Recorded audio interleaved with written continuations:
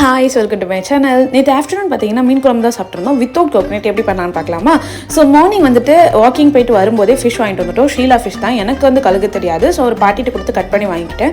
ஒரு சட்டி எடுத்துக்கிட்டு அதில் கொஞ்சமாக எண்ணெய் போட்டுட்டு அதில் கடுகு உளுத்தம் பருப்பு ஆட் பண்ணிக்கிறேன். ஸோ அதில் வெந்தயம் ஆட் பண்ணிக்கிறேன். டேஸ்ட் சூப்பராக இருக்கும்.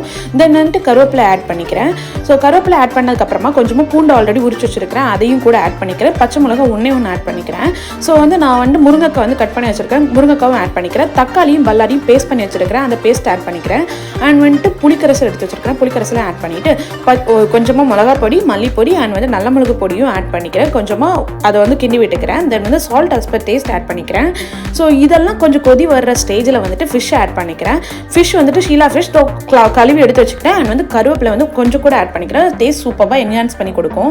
நல்ல கொதி வந்ததுக்கப்புறமா மாங்காய் ஆட் பண்ணிக்கிறேன். மாங்காய் கடைசியே போட்டிங்கன்னா அந்த வந்து ஃப்ளேவர் சூப்பராக இருக்கும். Hope you like it. இதை நீங்களும் ட்ரை பண்ணி பாருங்கள். பாய்.